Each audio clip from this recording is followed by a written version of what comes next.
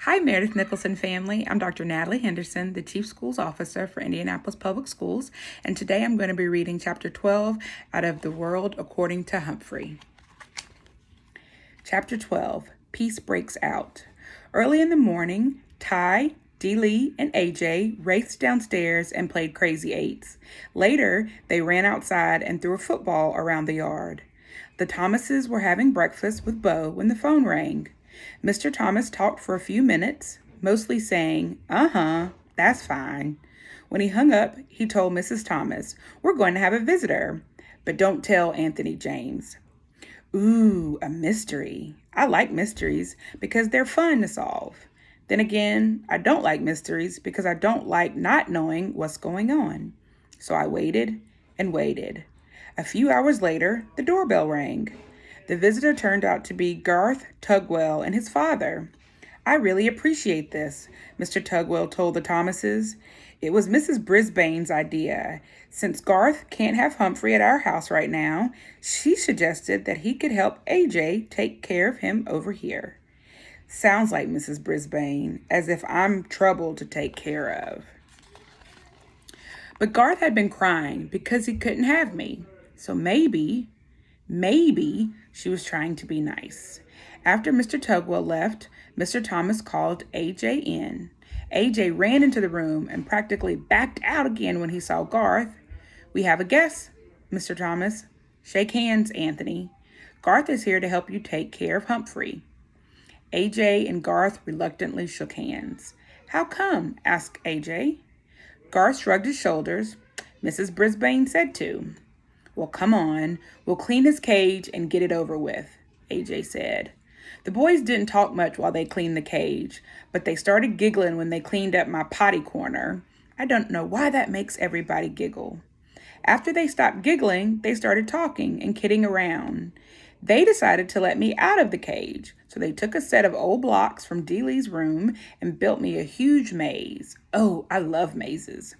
When we were all tired of that game, AJ offered to teach Garth to play Crazy Eights, and then Ty and Dee Lee joined them in a game of Go Fish. Nobody mentioned TV. Nobody shot any rubber bands. Later in the afternoon, the kids were all outside playing football. I was fast asleep until Mrs. Thomas came into the den with the broom and started sweeping. A minute later, Mr. Thomas entered. "What are you doing, hon?" "What does it look like?" "I'm sweeping. You know, all the snacking we do in here makes a real mess on the floor," she said. "Bo's asleep," her husband asked. "Uh-huh." Mr. Thomas walked over to his wife and took the broom away from her. "Then you sit down and rest a spell, hun. I'll sweep. Go on. Don't argue." Mrs. Thomas smiled and thanked him and sat down on the couch. Mr. Thomas swept all around the outside of the room, even behind the TV. Uh-oh. When he got there, he stopped sweeping and leaned down. "Well, I'll be," he muttered. "What's wrong?" asked Mrs. Thomas. "The TV is unplugged," he said. "It's unplugged." He came out from behind the TV, plug in hand, and a very puzzled look on his face. "But it couldn't have just come unplugged while we were sitting there watching. I mean, a plug doesn't just fall out," he said. "Plug it in. See if it works," his wife told him. Well, you guessed it. The TV came on as bright and loud as ever. "I don't get it," Mr. Thomas muttered, "but at least we don't have to pay to get it fixed." Mrs. Thomas stared at the screen for a few seconds, then glanced out the window at the kids playing happily outside. "Charlie, what do you say we keep it unplugged for a couple more days?" she asked. "We just won't tell the kids." Mr. Thomas grinned. Then he bent down and unplugged the TV. "Couldn't hurt," he said. He put the broom and sat on the couch near his wife, and the two of them just sat there in the den, giggling like, stop giggling, Gail. Suddenly, Mr. Thomas looked over at me. "You don't mind a little peace and quiet, do you, Humphrey?"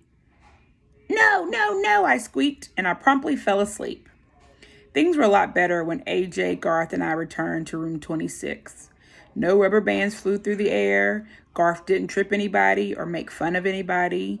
That meant Gail didn't get in trouble for giggling. Heidi didn't get in trouble for speaking out without raising her hand because she was trying to tell Mrs. Brisbane what Garth had done. But the best change was Saya. who did raise her hand every single day. One day, she raised her hand to volunteer to stay in during recess to clean the blackboard. Miranda raised her hand too. Mrs. Brisbane chose them both. Girls, I think I can trust you to stay in here while I run this report down to the principal's office, Mrs. Brisbane told them. Of course she could trust them. Once the girls were alone, they began to talk. I really like your singing, Miranda told Saya. Thanks. My mom and I are going to a musical version of Cinderella over at the college this weekend, Miranda continued. We have an extra ticket. Would you like to come with us? My mom will pick you up. Saya quickly turned to face Miranda. Oh, yes, I have not been to a play before. Miranda grinned. Good, I'll have my mom call your mom. Suddenly, Saya's face fell. Oh, better not. She's so busy. Give me your number, and I'll have my father call your mother. Saya watched Miranda's reaction carefully. So did I. Cool. That was it. Miranda jotted down her number. Saya looked greatly relieved. I knew that Miranda's mother didn't care how well Saya's mother spoke English. Maybe now Saya would figure that out too. Another great thing that happened was that Mrs. Brisbane started reading a book out loud to the class. Sometimes I doze right through these sessions, but this time she picked out a really good book. When she announced that it was about a mouse, Gail giggled. What did she say? Art whispered to Richie. Pay attention, Art, Mrs. Brisbane said. It's about a mouse. Several of the boys groaned. Baby stuff, one of them muttered. We'll see, Mrs. Brisbane told them. She started to read, and oh, what a tale it was. All about mice no bigger than I am, who were great warriors. I was longing to put on some armor myself by the time she stopped reading. Continued tomorrow, she announced as she stuck a bookmark in place and closed the book. Tomorrow? That woman truly has a mean streak. She's proved it again and again. I would have sneaked out of my cage at night to finish the book, but she's so mean she stuck it in her desk drawer, the one she locks with the key. Grrr. The weekend came around quickly, though, and I went home with Richie. I'm still not quite sure how many people actually live at the Rinaldi's house, because there was always so many people coming and going. Aunts, uncles, cousins, grandparents, neighbors. One meal seemed to flow right into the next, and Richie's mom was very generous with treats. I'll tell you one thing, you could never be lonely or hungry at the Rinaldi's house. On Sunday afternoon, guess who showed up? Remember Richie's uncle? That's right, Aldo Amato. This time my buddy Aldo was not lonely because he brought along his girlfriend, Maria, to meet the family. She was a very nice lady who wore her long hair piled up high on her head. She was dressed in bright red from head to toe. Red earrings, red sweater, red skirt, red shoes. I think red is a very happy color. I think Maria is a very happy person, especially when she's with Aldo. All the Rinaldos made a big fuss over Maria and praised the bread and cookies she brought from the bakery where she worked. After all the commotion of their arrival died down, I heard Aldo tell Maria, now there's someone really important I want you to meet. And he introduced her to me. Believe it or not, Humphrey is one of my best friends, he told her, and he was the very first friend I told about you. Then I'm honored to meet you, Humphrey, Maria said, smiling down at me. The pleasure is all mine, I squeaked. See, he likes you, said Aldo, and indeed I did. The world seemed like a pretty nice place for a handsome young hamster like me, I can tell you. I was sitting on top of the world when I returned to room 26 on Monday, but I just about toppled over when Miss Brisbane made an alarming announcement. Class, as you know, this will be a short week due to Thanksgiving, she said, and that means Humphrey will need a home for 4 days instead of 2. Now, who wants to volunteer? You won't believe what I'm going to say. Not one hand went up. I actually fell off my wheel. Miss Brisbane was surprised too. No one, she asked. Heidi, didn't you want to take Humphrey home? Oh, yes, but we're going to my grandma's house for Thanksgiving, she explained. Art, didn't you ask for Humphrey last week? Mrs. Brisbane asked.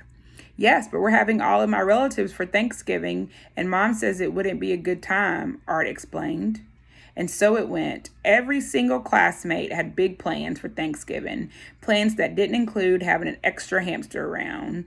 I was worried. I didn't want to spend 4 days alone in room 26. I worried all day Monday.